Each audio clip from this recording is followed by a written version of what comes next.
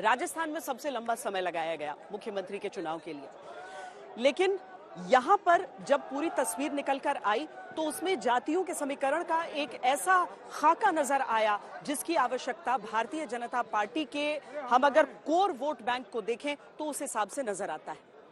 क्या एक ओबीसी मुख्यमंत्री होगा या राजपूत मुख्यमंत्री होगा, ये चर्चाएं चलती रही, लेकिन ब्राह्मण मुख्यमंत्री की भी सुगबुगाहट रही। अब ब्राह्मण मुख्यमंत्री, उनकी डिप्टी एक राजपूत के तौर पर और साथ में एक दलित डिप्टी भी, ये वोटरों के मन को साधने में कितनी दूर तक जा सकता है?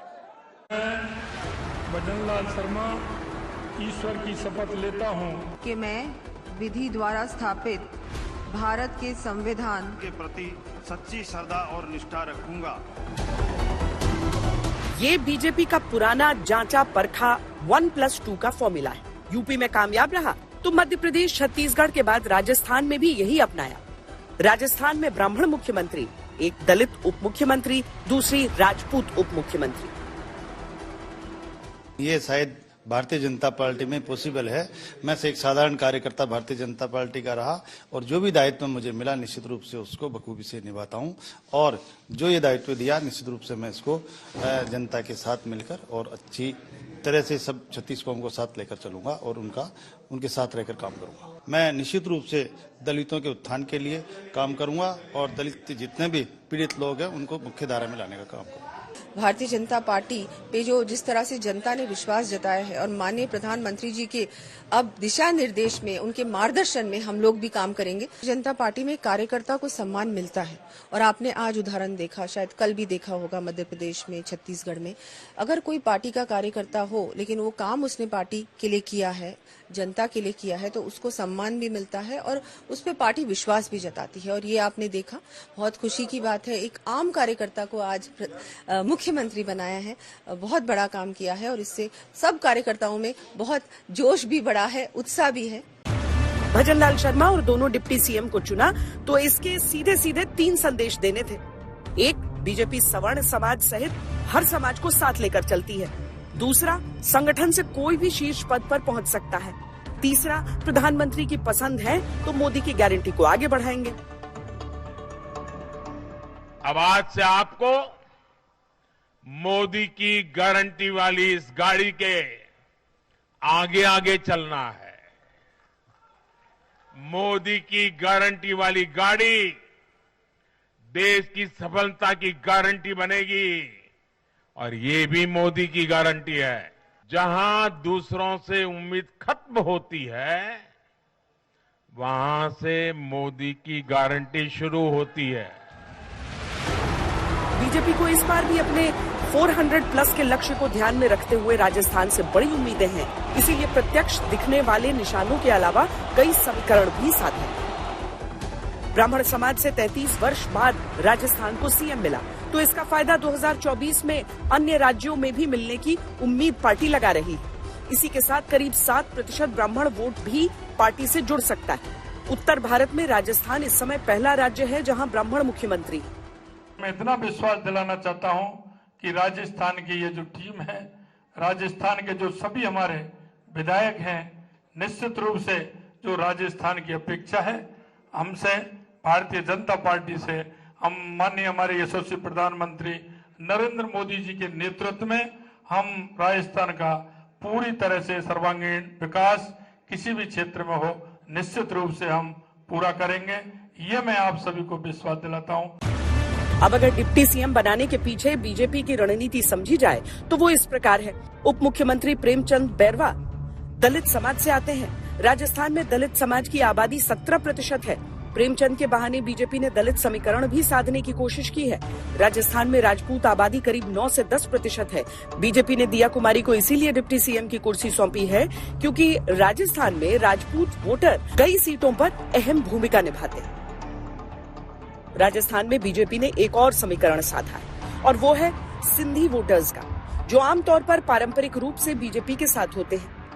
बीजेपी ने इस समाज से वासुदेव देवनानी को स्पीकर चुना है ताकि ये संदेश भी दिया जा सके कि जो साथ हैं उनका ध्यान पार्टी रख रही।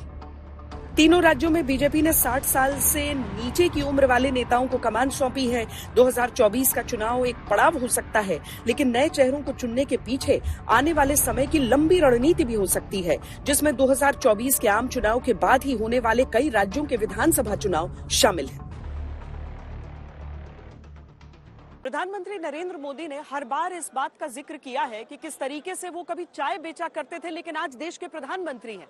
और यही सोच कमोवेश नजर आती है जब मुख्यमंत्रियों के चेहरों को देखा जाए। भारतीय जनता पार्टी में आज एक आम कार्यकर्ता भी इस बात को महसूस करता है और सोचता है कि शायद कल के दिन उसको भी मौका मिले तो वो भी किसी प्रदेश का मुख्यमंत्री या फिर देश का प्रधानमंत्री कहलाए। दरअसल ये ऊर्जा इन कार्यकर्ताओं में चुनाव के समय बहुत ज्यादा जरूरी होती है।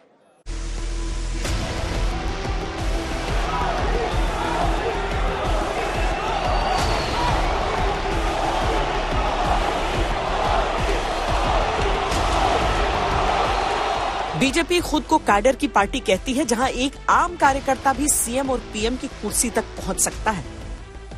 मैम, ये बहुत अच्छी बात है कि नई चेहरे देखे, तो इससे क्या है कि नए काम होंगे, नई ऊर्जा के साथ सारे कार्यकर्ता जुड़ेंगे। क्या उत्साहित होते हैं? मैडम, एक लंबा टाइम मिलेगा। एक जो पुराना आदमी है वो एक थोड़े दिन बाद रिटायर हो जाएगा। नया आइडियाज आएगा और नई पीढ़ी आ जाएंगे। एक नया लंबा समय मिलेगा, लंबा विकास का समय मिलेगा। जी मैडम, जरूर उम्मीद बढ़ती है। और एक संगठन के व्यक्ति को आप देखिए, सामान्य कार्यकर्ता के तौर पे इन्होंने शुरुआत करी थी और एक मुख्यमंत्री के तौर पे भारतीय जनता पार्टी ने इन्हें सुशोभित किया है। तो ये दर्शाता है कि हम जो एक सामान्य कार्यकर्ता यहाँ मेहनत कर रहे हैं तो वो किसी न किसी पद तक कहीं ना कहीं जाके पहुँच सकता है। एक गरीब किसान यादव को मुख्यमंत्री बना।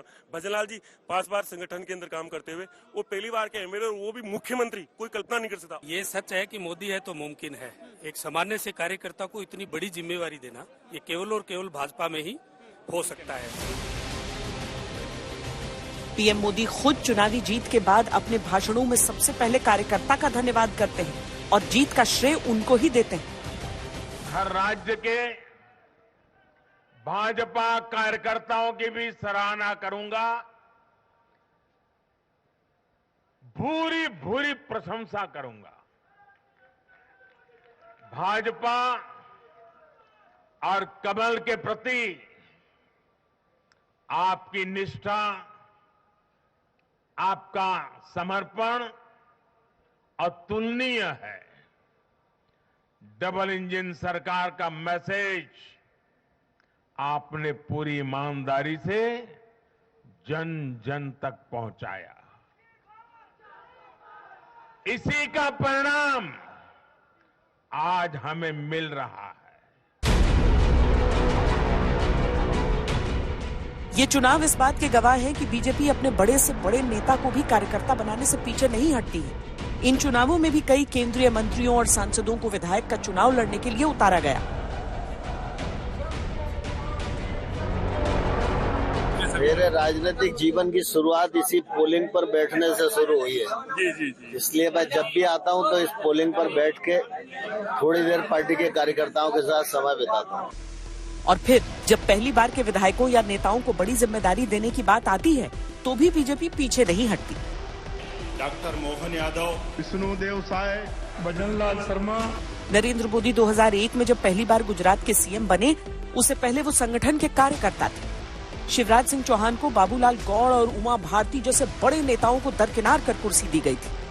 संगठन के कार्यकर्ता हैं, 3 अध्यक्षों के महामंत्री रहे हैं, पार्टी के कार्यकर्ता हैं, पार्टी के को लेटर और स्पिरिट में इंप्लीमेंट करने वाले हैं। आखिर पार्टी का कैडर है। हम कहते हैं हम 18 करोड़ की पार्टी है, तो 18 करोड़ की पार्टी कार्यकर्ताओं की पार्टी है और लाखों एक्टिव कार्यकर्ता हैं। उनको भी तो लगना चाहिए कि कोई ऐसे भी मुख्यमंत्री बनता है जो कार्यकर्ता होता है और कार्यकर्ता के रूप में उसको हम आगे बढ़ाते हैं। 2024 के चुनाव करीब हैं, ऐसे में कार्यकर्ताओं की भूमिका अहम है। साथ ही उनके लिए एक प्रोत्साहन भी है कि अगर चुनावों में बीजेपी जीत जाती है तो मुमकिन है छोटे नेताओं को भी बड़ी जिम्मेदारी दी जाए। ये एहसास इन कार्यकर्ताओं को चुनाव में अपना 200% झोंकने के लिए प्रेरित करेगा।